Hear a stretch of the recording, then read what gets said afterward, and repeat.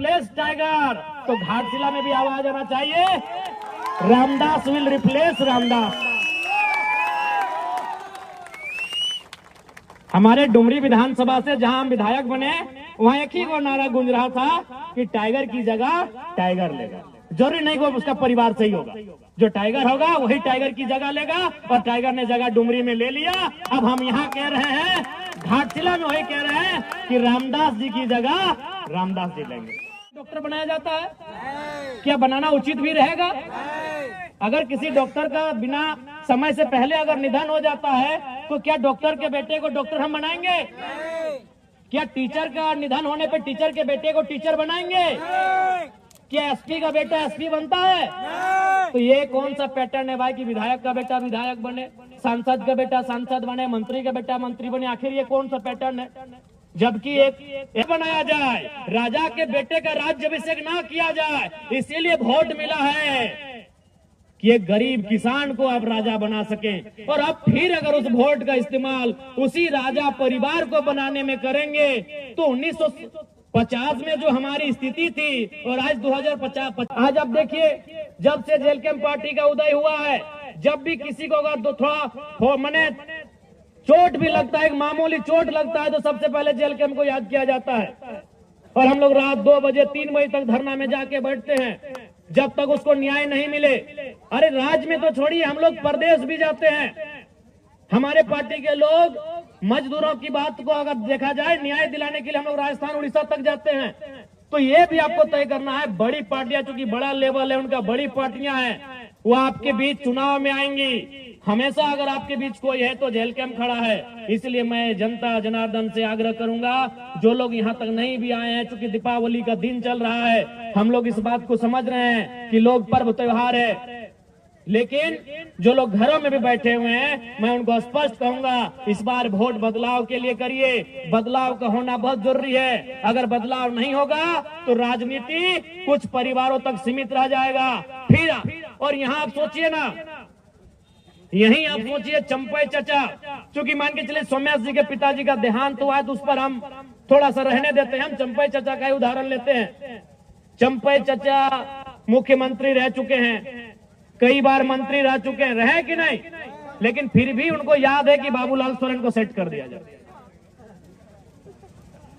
चंपई चचा मुख्यमंत्री रह चुके हैं, मंत्री रह चुके हैं, कई बार विधायक रह चुके हैं, फिर भी उनको बुढ़ापे में चिंता है, जबकि उनके पास अरबों की संपत्ति है। अगर आज के दिन से चंपई चाचा बिस्तर में बैठ जाए ना, बेड में बैठ जाए, घर में खटिया में बैठ जाए, तो उनकी 5 पुश्ते आराम से बैठ के खाएंगी।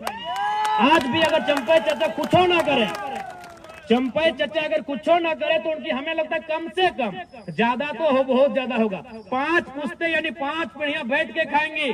फिर भी उनको चिंता है कि बाबूलाल सोरेन को विधायक कैसे बनाना है।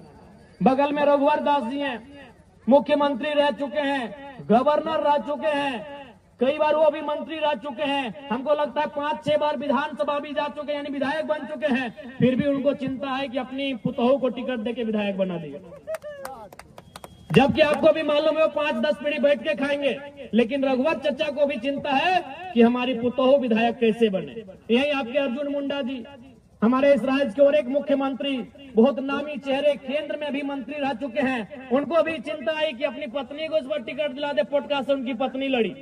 तो ये अब जनता को तय करना है कि जो मुख्यमंत्री रहा है उसको अपने बच्चों की चिंता है, उसे अपने बेटे की, पुतोहू की, पत्नी की चिंता है। तो जनता अपने बच्चों की चिंता करती है नहीं करती है, ये आप पे डिपेंड करता है। उनसे सीखिए कम से कम। वो मैं 3 मुख्यमंत्री का आपको नाम गिनाया, आप ही के कोल्हान के, उधर मधुपुरा को छोड़ देते, अभी दूरी है, यहीं आपके अगल बगल के चंपई चचा, रघु चाचा, मुंडा जी, 3 मुख्यमंत्री। और किनको टिकट दिलाया? एक ने बेटे को जो घाटशिला में उम्मीदवार है, एक ने पत्नी को जो चुनाव हार गई, और एक ने अपनी पुतोहू को जो चुनाव जीत के विधायक बनी है। अरे जिनके पास अरबों की संपत्ति है, लाख और करोड़ तो छोड़िए, अरबों की, जिनकी संपत्ति अनुमानित अरबों की है, आज वे लोग चिंता कर रहे हैं मेरा बेटा कैसे विधायक बने, मेरी बहू कैसे विधायक बने, मेरी पत्नी कैसे विधायक बने। तो आज जनता को भी सोचना होगा कि जनता की आवाज कौन बनेगा, जनता के लिए लड़ेगा कौन, जनता के बच्चों के भविष्य की आवाज कौन बनेगा, उनके शिक्षा, स्वास्थ्य, रोजगार पे बात कौन करेगा, उसके लिए उनको वोट करना है, ये जनता को समझना होगा। और नहीं तो फिर इसी प्रकार ये राजनेता इस राजनीति को हमसे दूर लेके चले जाएंगे। जब भारत देश में वोट देने की तारीख की शुरुआत हो रही थी, जब भारत देश में वोट देने का नियम बन रहा था, तो देश के संविधान निर्माताओं के प्रमुख डॉक्टर भीमराव अंबेडकर जी ने कहा था कि आज के बाद से इस देश में राजा रानी के पेट से नहीं, मतपेटी से निकलेगा। लेकिन जनता ने उस पैटर्न को तोड़ दिया है।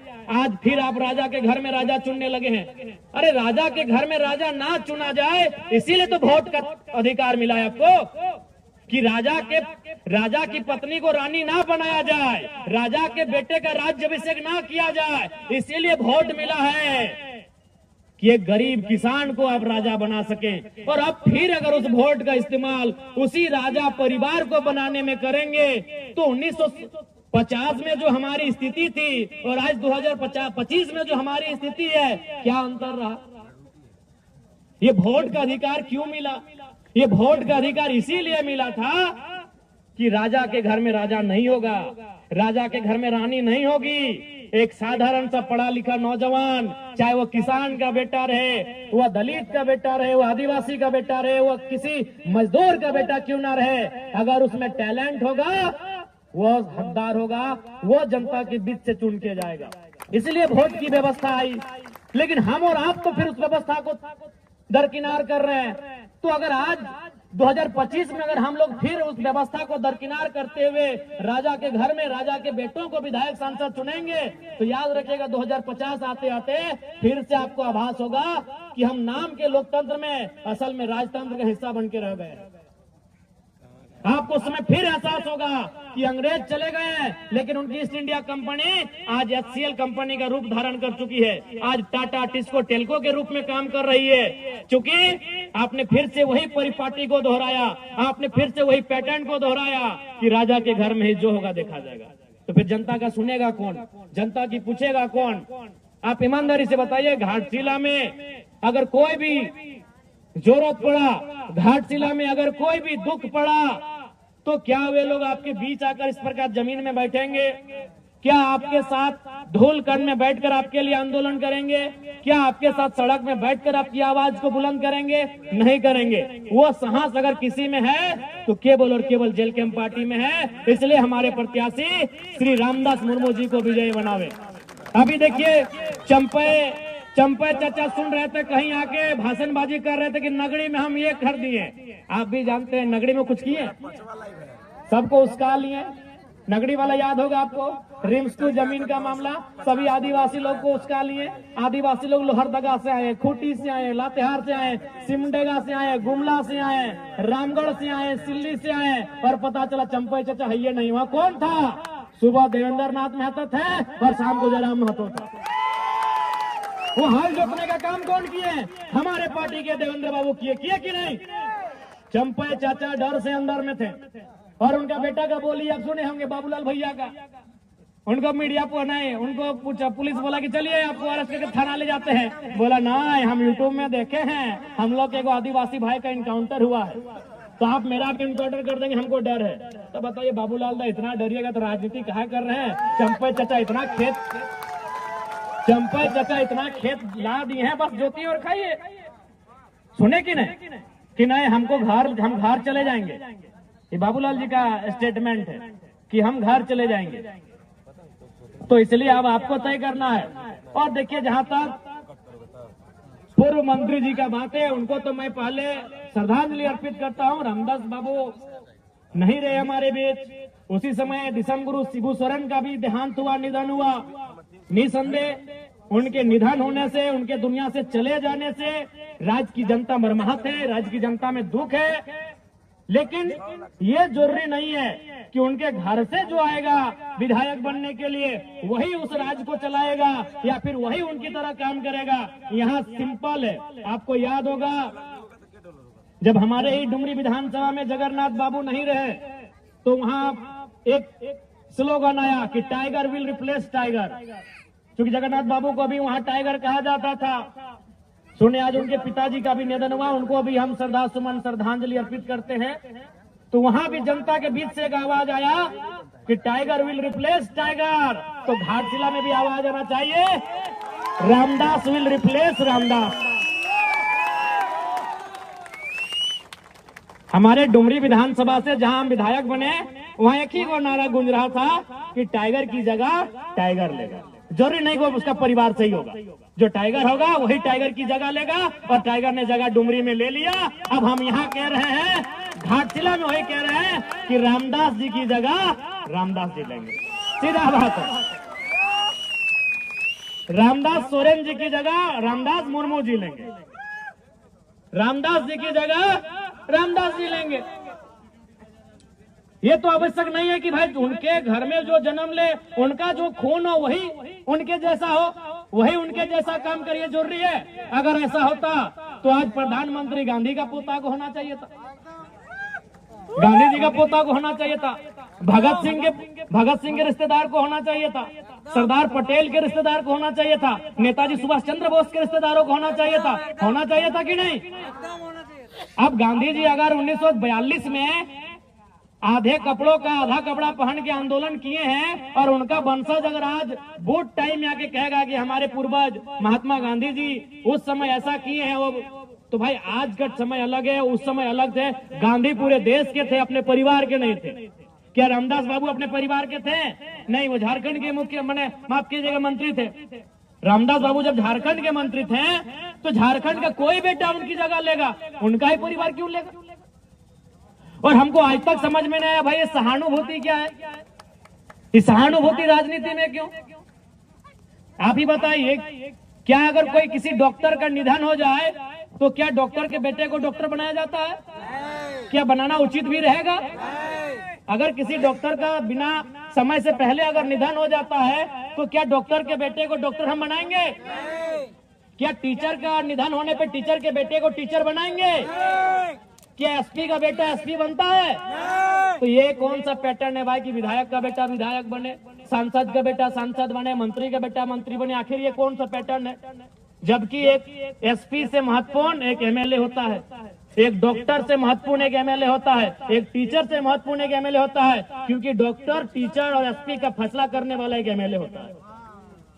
वो विधायिका का अंग होता है, वो सरकार का अंग होता है। वो फैसला करेगा कि आपके स्कूल में टीचर कितने होंगे, वो फैसला करेगा कि आपके जो हॉस्पिटल उसमें दवा का दाम क्या होगा, वो फैसला करेगा कि आपका यहाँ आईएएस का कौन यहाँ नया तबादला हो के आएगा। तो जो फैसला करता है, जो नियम बनाता है, जो इस राज्य को चलाता है, वहां सहानुभूति क्यों? हम सहानुभूति रखते हैं? जिन्होंने अपने परिवार में किसी को खोया है हम सहानुभूति रखते हैं। सहानुभूति का मतलब उसके दुख में खड़ा होना, सहानुभूति का मतलब होता है उस परिवार के दुख में खड़ा होना। हम लोग दुख में खड़े हैं, अगर उस परिवार को कुछ घटेगा हम लोग देंगे। विधायक बना देना ये कौन सा सहानुभूति है भाई? जब हम डॉक्टर के निधन पे डॉक्टर के बेटे को रिप्लेस नहीं करते हैं, जब वकील के निधन पर वकील के बेटे को वकील बना के रिप्लेस नहीं करते हैं, तो आखिर देश में ये सहानुभूति कब तक चले? इसलिए जो मंत्री जी नहीं है, हम लोग पुनः श्रद्धांजलि भी देंगे और सहानुभूति रखेंगे परिवार के प्रति, लेकिन उनको जो रिप्लेस करेगा, उनकी जगह जो जाएगा, ये बिल्कुल भी जरूरी नहीं है कि उनका अपना घर से संबंधित हो, उनके ब्लड से संबंधित हो, उस क्षेत्र का कोई ऐसा युवा जो पढ़ा लिखा हो उनकी जगह जाए और झारखंड की आवाज को, घाटशिला की आवाज को, घाटशिला के माओ बहनों की आवाज को, घाटशिला के बुजुर्गों की आवाज को, घाटशिला के नौजवानों, किसानों, छात्रों की आवाज को विधानसभा में प्रेजेंट करे। कोई वहां जुट कर जाए, कोई वहां जुट कर जाए। इसलिए इस बार घाटशिला के उपचुनाव में रामदास